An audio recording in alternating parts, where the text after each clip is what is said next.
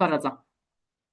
Yəni saat 4-ü o bir tərəfə keçmərəm inşallah ki, kiçik bir iki şeyimiz qalıb. Ondan da danışım, ondan söhbəti bağlayım. Deməli, var Windows-un setting pəncərəsi. Setting sözünün mənasını məncə bilirik, ayarlar deməkdir. Əslində hardan olsa setting pəncərəsinə daxil olmaq olar. E, Yəni start menyudan da girib setting pəncərəsinə daxil ola bilərsiniz və yaxud taskbardan taskbar settingə girib oradan ümumi settinginizə də girə bilərsiniz. Yəni söhbət bu setting pəncərəsindən gedir. Birinci yerdə nə gəlir? Ümumi məlumatlarımız, internet filan adı, Windows-un update-i. Burada bu bütün settinglər var. İndi bir-bir başlayayım burada. Birinci gəlir Home. Home bölməsindən ən çox istifadə elədiyimiz parametrləri dəyişə bilərik. Taskbarla bağlı hesabımız, internet parametrləri və s. Bluetooth-la bağlı ümumi bizə təklif olunur. İndi bunları bir-bir burada daxillərin adını çəkir. Qorxmayın, biz bunların bir-bir üçün öyrənməyək. Sadəcə olaraq bir cümlə ilə adları bilək ki, hər ehtimal. Sistem pəncərəsi var. Kompüterin ümumi sistem parametrlərini buradan tənzimləyə bilərsiniz. Səslə bağlı, bildirişlərlə bağlı, batereyka ilə bağlı, ekranla bağlı. Sonra Bluetooth-la bağlı parametrləri buradan nizamlaya bilərsiniz. İnternetlə bağlı parametrlər var burada. Ekranın görünüşü ilə bağlı parametrlər var. Sonra apps, yəni bir sıra tətbiqlər, proqramlar yükləmisinizsə, onların seçilməsi, silinməsi, bağlanması və s. hesabınızı buradan görə bilərsiniz. Yəni Windows 11 hesabınızı, Microsoft Office hesabınızı və s. Sonra kompüterinizin dilini dəyişmək, saatla bağlı parametrləri buradan görə bilərsiniz. Sonra kompüterinizdə iqralar oynayırsınızsa, iqralarda hansısa qısa yollar, klaviatura kodları, iqralarla bağlı seçimlər, belə qısaca bilin. Sonra accessibility sözü var. Accessibility sözünün mənası ələ çatanlıq mənada tərcümə olunur, amma bunun durumu nədir? Fiziki qüsurlu şəxslər üçün, görmə əngəlliyi olan, üzümüzdən iraq, eşitmə əngəlliyi olan, məhdudiyyətli şəxslər üçün rahat istifadə parametrləri bizə təqdim edir. Bunların dərya hissəsidir. Bunlara girmirik, sadəcə bir cümlə ilə hər ehtimal adını deyirik. Sonra təhlükəsizliklə bağlı, Windows-un təhlükəsizliklə bağlı parametrlərə burada rastlaşa bilərsiniz. Bir də var update, Allaha şükür ki, bu sözü bilirik. Windows-un yenilənməsi, quraşdırılmaq təzə versiyanı və yaxud yeniləmək, onunla bağlı işləri də buradan yerinə yetirə bilərsiniz. Ümumi bu sol tərəfin mənası setting pəncərəsi adlanır. Yenə də deyirəm, balaca bir paraqraf qoymuşuq. Keçən əvvəlki DIM-in Windows 10 versiyasında necə üzdən qoymuşdularsa, biz də elə qoymuşuq. Sadəcə belə hər ehtimal qoymuşuq ki, yəni belə qısaca bilin ki, settingdə nə iş görürlər? Settingdə yəni ayarlar. Hər şeylə bağlı bu sol tərəfdə ayarlar var. Sadəcə adların bir cümlə ilə tərcüməsini bilsəz, söhbəti bağlaya bilərsiniz. Yəni qısaca bilin. Bircə dənə əsas paraqrafımız qaldı. Onunla da söhbəti bağlayırıq. O da Windows 11-in standart proqramlar anlayışıdır, uşaqlar. Standart proqramlar nə deməkdir? Windows 10 əməliyyat sisteminin öz üzərində gələn, onunla bir yerdə kompüterə yüklənən proqramlara standart proqramlar deyirlər. Standart proqramları hardan aça bilərik? Start menyuya daxil oluruq. Start menyuya daxil olanda burada all proqramlar var. Bu hissəyə giririk və buradan bir sıra proqramları görə bilərik. İndi bunların bəziləri standart proqramlar adlanır. İndi sırf onların üzərindən gedəcəm. Birinci accessibility qovluğu çıxır qarşımıza. Bunun içində bir sıra bizə düşə biləcək standart proqramlar var.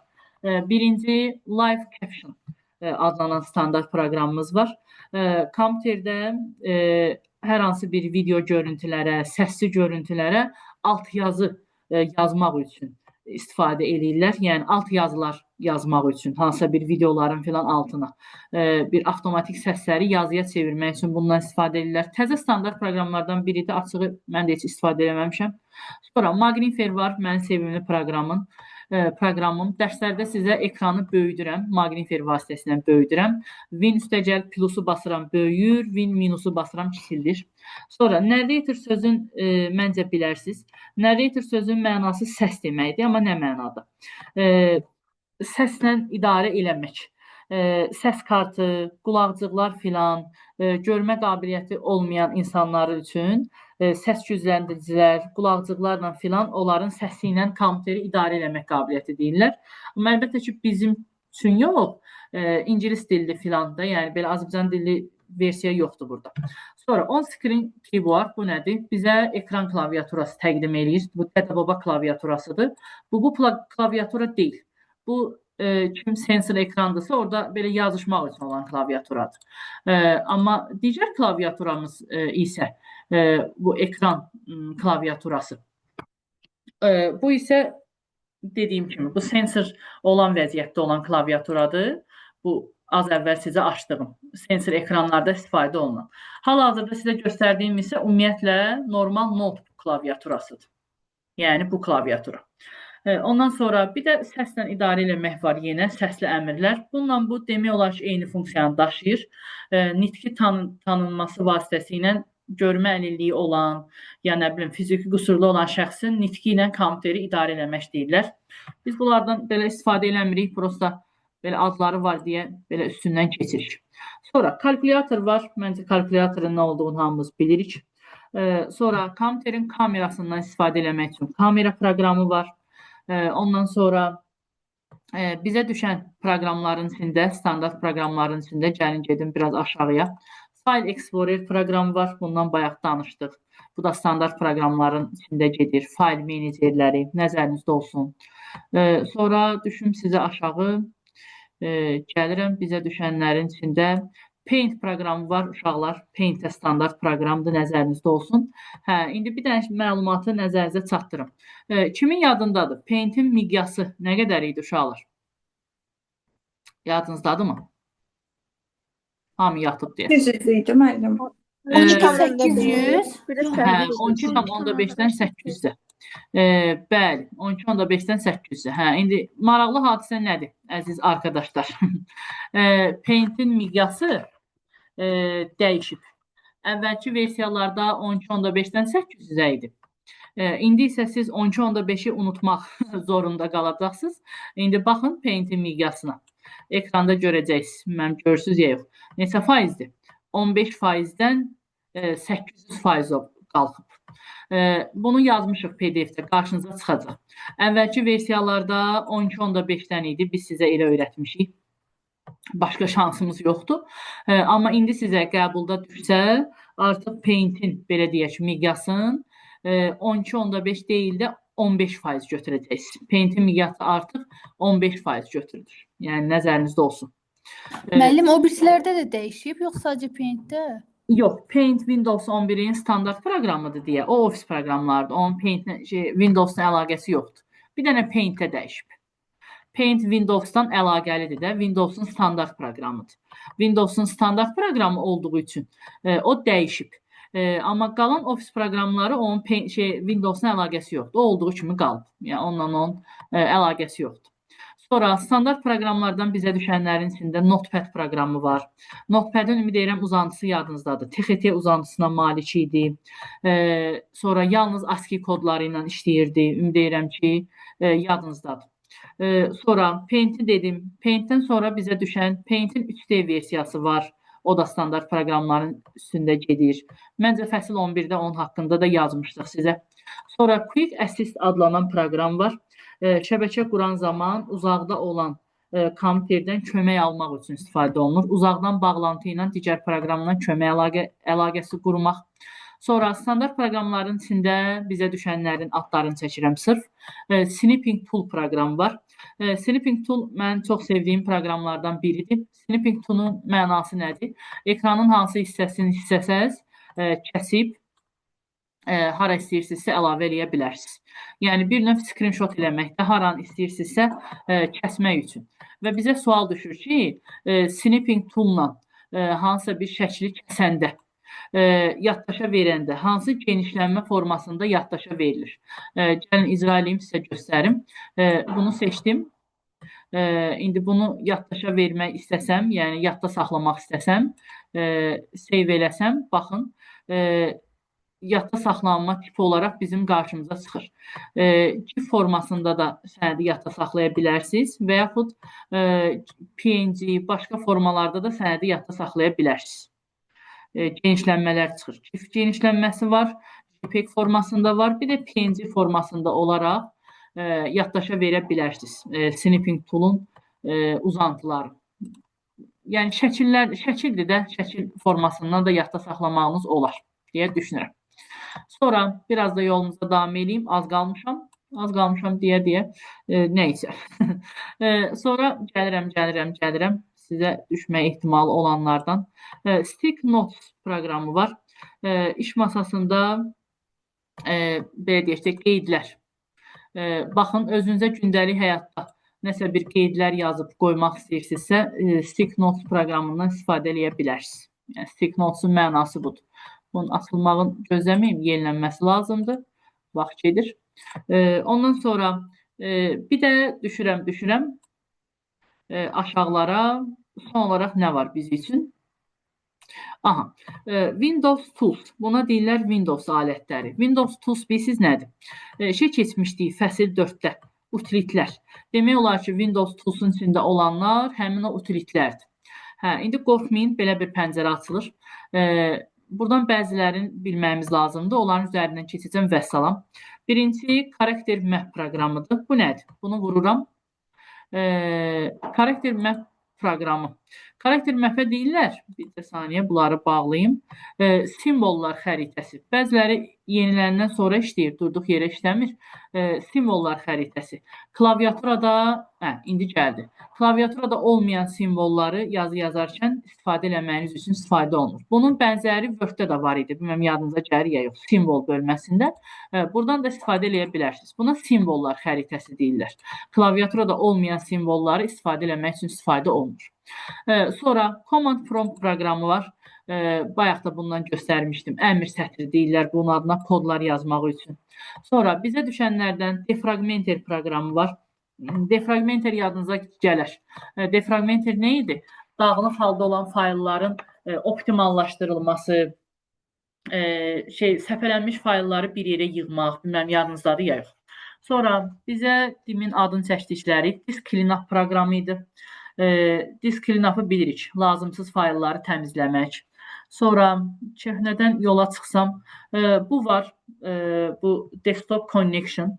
İnternet vasitəsilə uzaqda olan kompüteri əlaqələndirmək üçün istifadə olunur. Sonra Resource Monitor var. Mikroprosesor, yaddaş, sonra disklərin işləmə faizlərini göstərir. Bunlar Windows 10-da düşmüşdü deyə, sırf o düşənlərin adlarını çəkirəm sizə üçün. Sonra Run proqramı var. Run'ın mənası nədir? Belə bir pəncərə açılır. Hansısa bir proqramı cəld açmaq üçün adım bura yazıb həmin o proqramı aça bilərsiniz. Run. Run'ın klaviatura düyməsini bilməyə lazımdır. Çox rahatdır.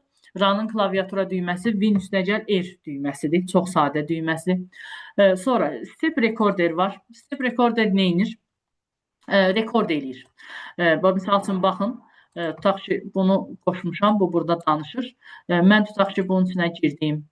Ondan sonra, nə bilim, bunun içinə girdim. Nəsə bir işlər gördüm, qayıtdım. Tutaq ki, buradan da çıxdım. Qayıtmışam bura.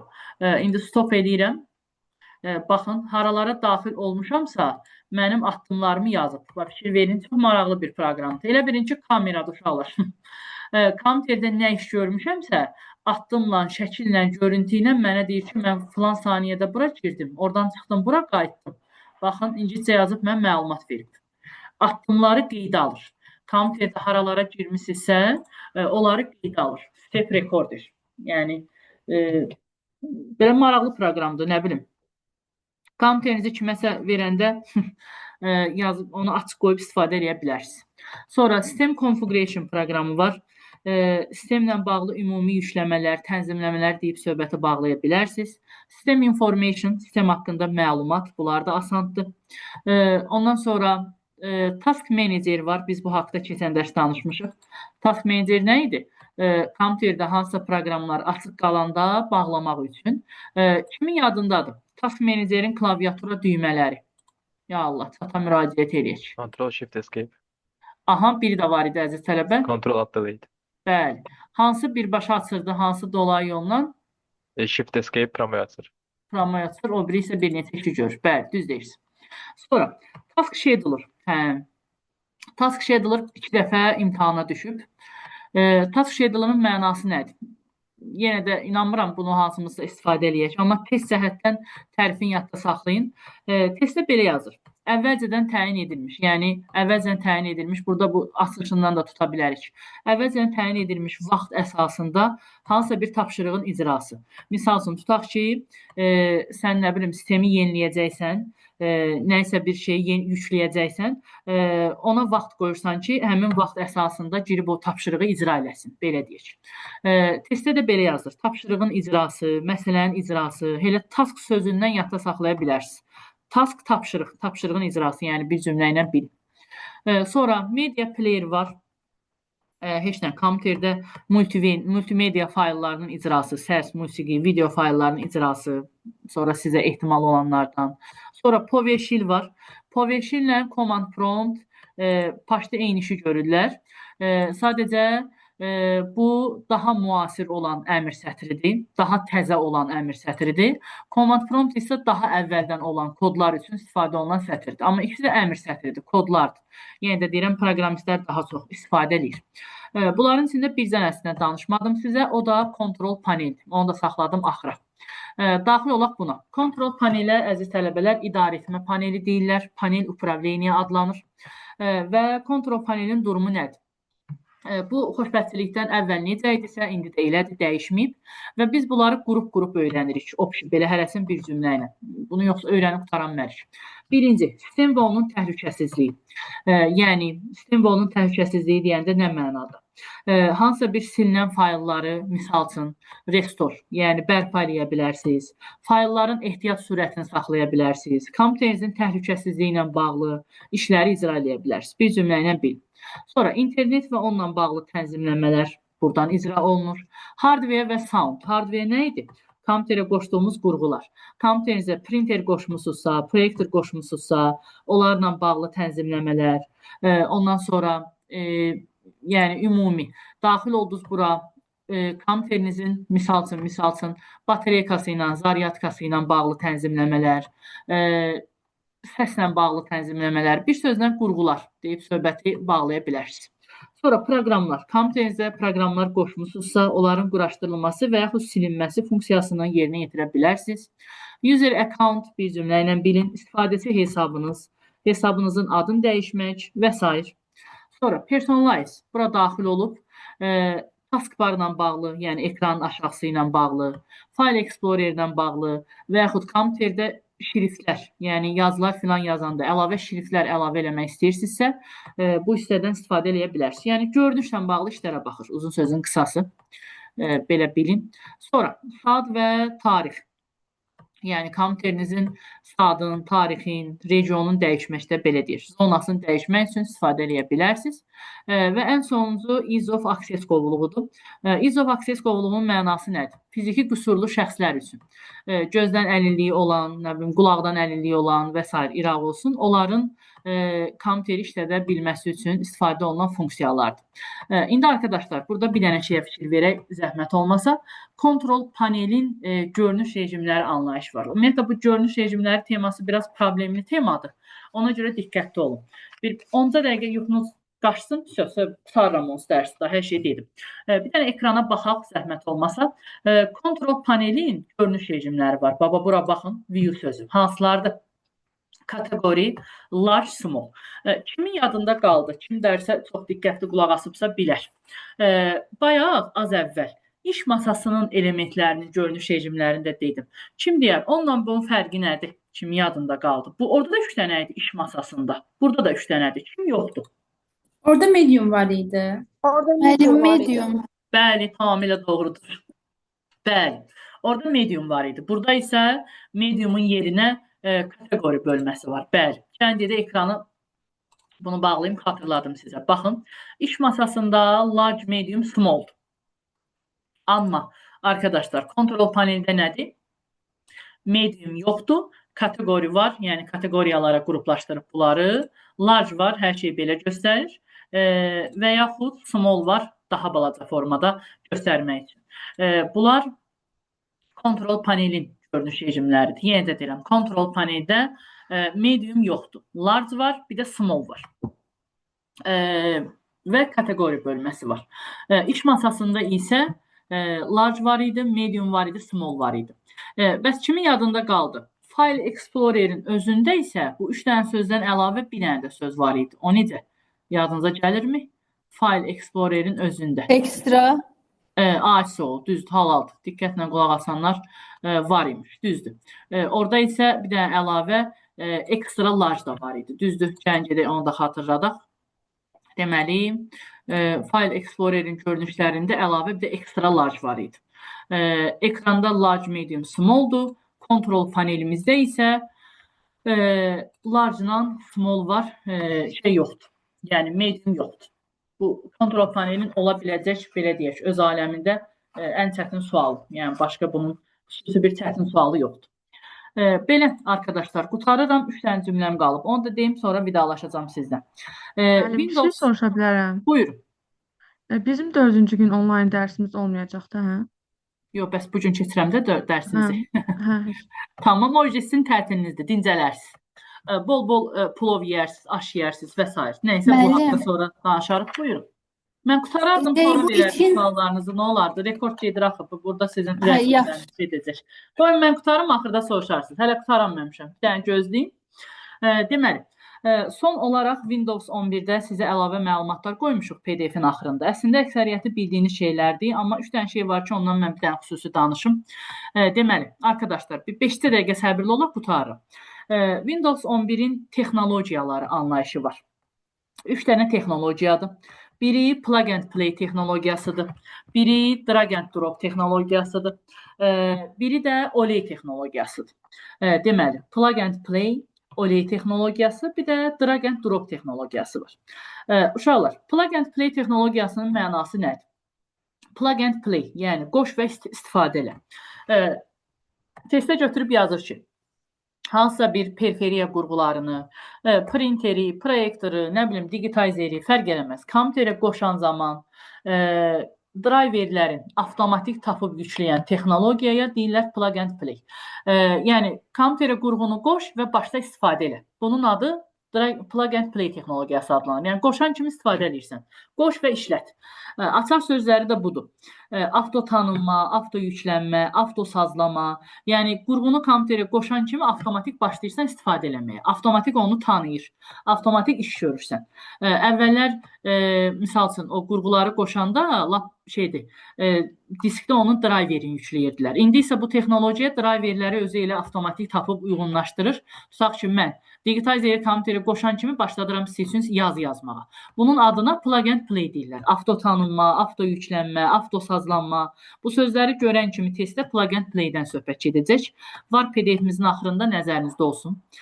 Sonra, arkadaşlar, drag and drop texnologiyası var. Drag and drop texnologiyası nədir? Tutaq ki, işin içində mouse varsa, mouse-la nəsə eləmək. Ona drag and drop deyəcəksiniz. Misal üçün, tutaq ki, bunu götürürsünüz, aparıb qoyursunuz bura. Nə bilim, bunu gətirirsiniz, qoyursunuz bura və yaxud bunu aparırsınız, mouse-la qoyursunuz bura. Mouse-la nə eləyirsinizsə və yaxud, misal üçün, tutaq ki, bunu götürdüm, aparıb atdım bunun içinə.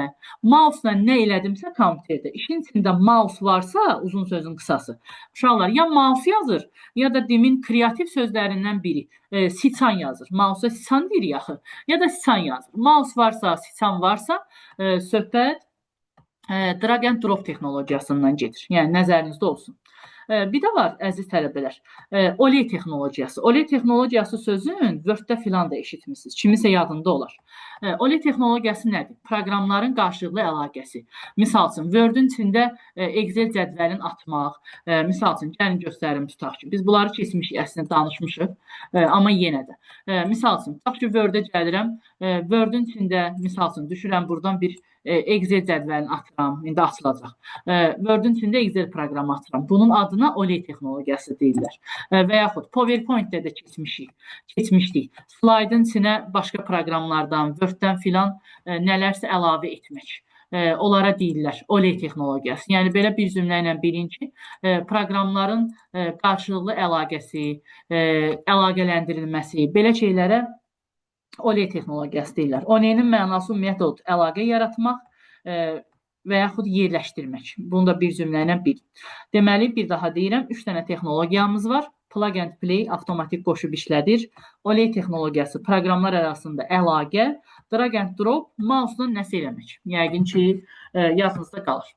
Belə, bu qədər. Mövzunun axırında sizə Windows 11-dən klaviatura düymələri qoymuşuq. Çətin düymələr deyil, amma yenə də fikir verin. Maksimum ola biləcək, hansı ehtimalda düşə bilər, nələr ola bilər, onları bir-birinə qoydum sizin üçün ora.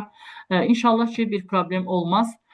Bu belə. Qaldı ki, Windows 11-in testinə, onu da yəqin ki, sabah axşama qədər, nəsə də bir ayın 31-nə qədər qruplarınızda inşallah görərsiniz. Onları da eləyərsiniz, sonra onların suallarına baxarıq inşallah. Bu da bizim Windows 11-imiz.